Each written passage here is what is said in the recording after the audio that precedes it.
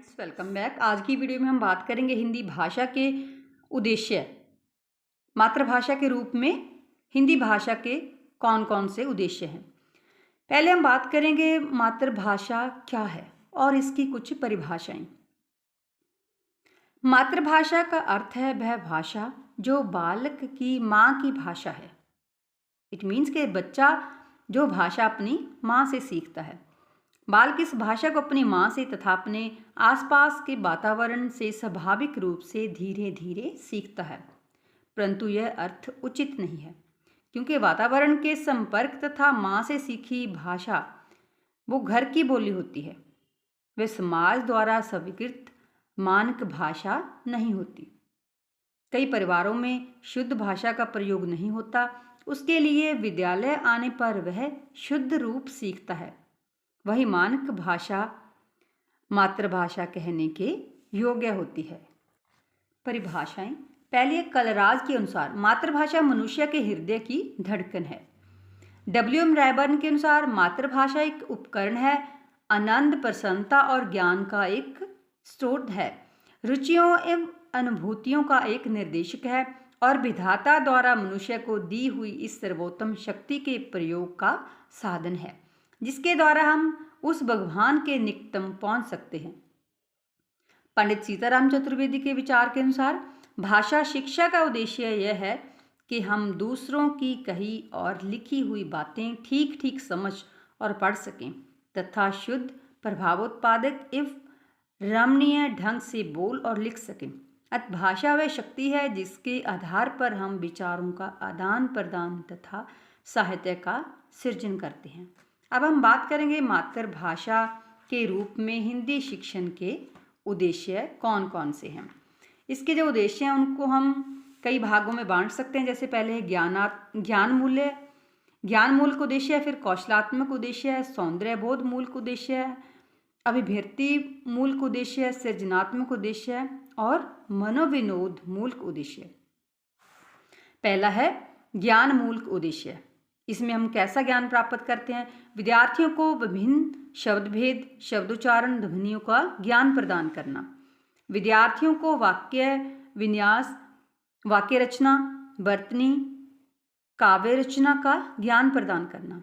भाषा से ही विद्यार्थियों को जीवन के मुख्य पहलुओं, सांस्कृतिक, पौराणिक, सामाजिक, वैज्ञानिक वातावरण से संबंधित जानकारी देना। साहित्य के विभिन्न रूप जैसे कहानी, उपन्यास, नाटक, एकांकी, कविता आदि का ज्ञान प्रदान करना। विद्यार्थियों को रचनात्मक कार्य के लिए प्रेरित करना ताकि वे लेखन कार्य को आसानी से करने के योग्य हो सकें। दूसरा है कौशलात्मक उद्देश्य। भाषा को यदि कौशल की दृष्टि से आंका जाए तो कौशल दो प्रकार के होते हैं। पहला है ग्रहण और दूसरा है अभिव्यक्ति। पहले बच्चा ग्रहण करता है, फिर अभिव्यक्ति करता है। ग्रहण कौशल करने की जो शक्ति है वो दो प्रकार से होती है। पहला है सुनकर समझने की योग्यता प्राप्त करना, दूसरा है पढ़कर समझने की योग्यता प्राप्त करना। आगे है अभिव्यक्ति कौशल।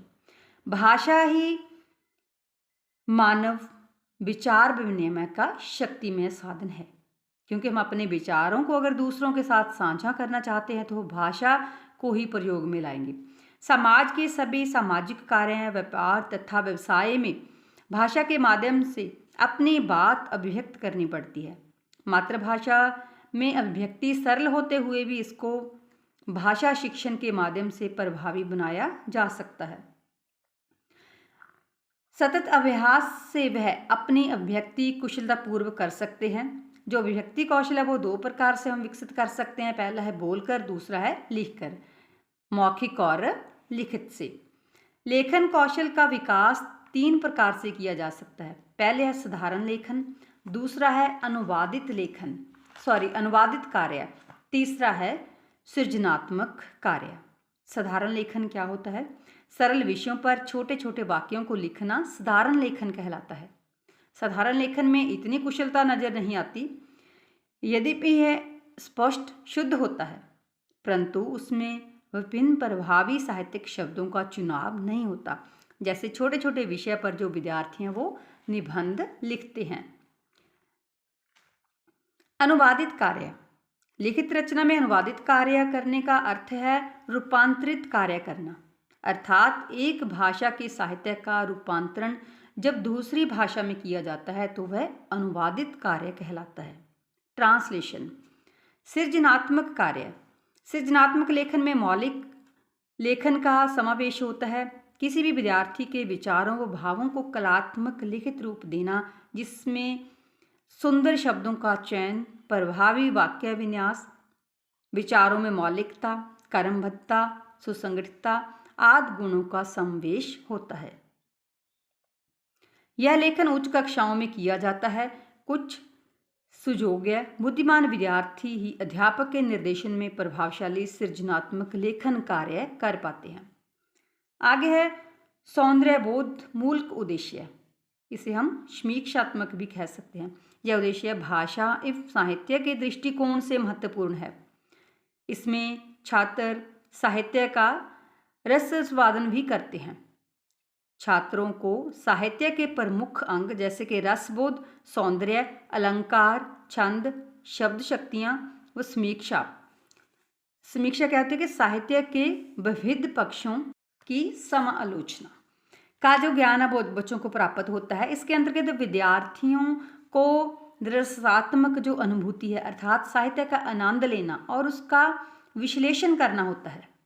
उदाहरण के लिए पद शिक्षण का उद्देश्य अध्यापक द्वारा विद्यार्थियों में कविता के जो रसास्वादन और भाव विभोर होने की क्षमता पैदा करना है तथा उसका विकास करना है। अभिवृत्तात्मक उद्देश्य विद्यार्थियों की वृत्तियों को सद्वृत्तियों की ओर ले जाने को अभिवृत्तात्मक उद्देश्य कहा जाता है। भाषा व साहित्य में इतनी क्षमता होती है कि वे छात्रों का वृत्तात्मक पोषण भी करती है। इस उद्देश्य का अर्थ विद्यार्थियों के दृष्टिकोण, आदतों तथा अनुवृत्तियों का विकास करना है। इसमें जो दो बातें हैं उनको प्रमुख रूप से ध्यान में रखा जाता है। पहले है भाषा और साहित्य में रुचि, दूसरा है सद्वृत्तियों का विकास। भाषा और साहित्य में रुचि, जब तक विद्यार्थी की भाषा और साहित्य में रुचि नहीं होगी तब तक वह साहित्य प्रेमी नहीं बन सकता। साहित्य का अध्ययन ही सद्वृत्तियों का विकास करता है। जितना बच्चा साहित्य के साथ जुड़ेगा उतना ही उसकी जो सद्वृत्ति है उसका विकास होगा। इसके बिना मनुष्य के मनोभावों का परिष्कृत करना कठिन कार्य है। सर्वप्रथम अध्यापक भाषा सिखाए और छात्रों को सीखने में जो रुचि है वो जागृत करे। शिक्षकों को बालक की रुचि का जो सदैव ध्यान रखना चाहिए कि बालक की रुचि है जो नहीं है। अगर रुचि नहीं है तो कैसे हम उनकी रुचि को बढ़ाएं। जब बालक की रुचि पढ़ने की ओर नहीं हो तो नहीं पढ़ाना चाहिए।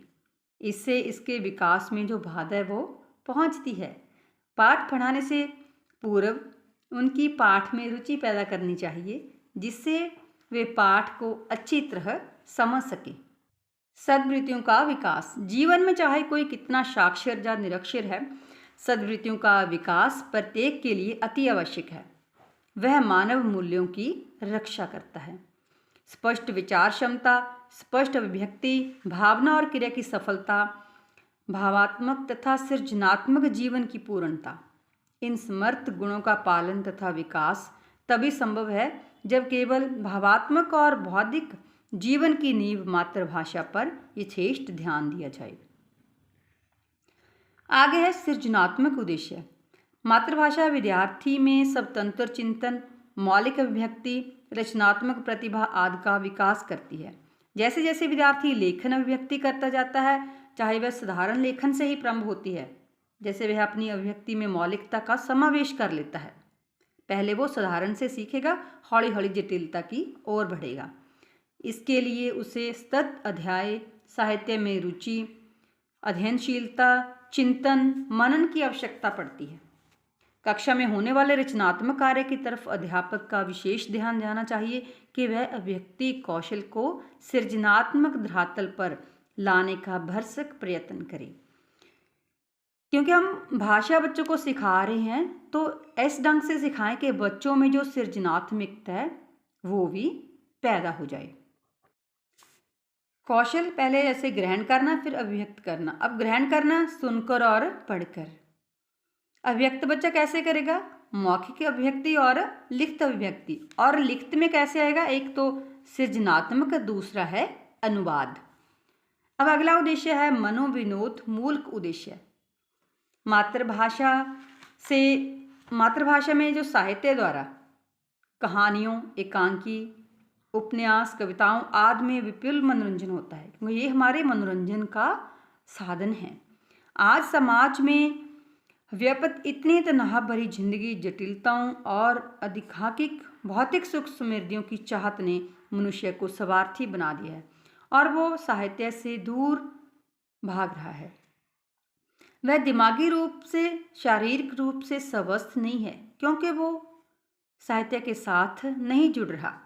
उसके लिए उसको आमोद प्रमोद की आवश्यकता होती है। आज चाहे तकनीकी विकास से और भी बहुत से साधन उपलब्ध हैं, पर उन सब का आधार भाषा ही है। जो भी साहित्य उपलब्ध होता है वह किसी न किसी साधन, television, CD, DVD, video, radio के प्रयोग द्वारा ही लोगों तक पहुंचता है तथा आनंद देता है। डियर स्टूडेंट्स, इस वीडियो में सिर्फ इतना ही। इससे नेक्स्ट वीडियो में हम करेंगे राष्ट्रभाषा या द्वितीय भाषा के रूप में हिंदी शिक्षण के उद्देश्य क्या हैं। धन्यवाद।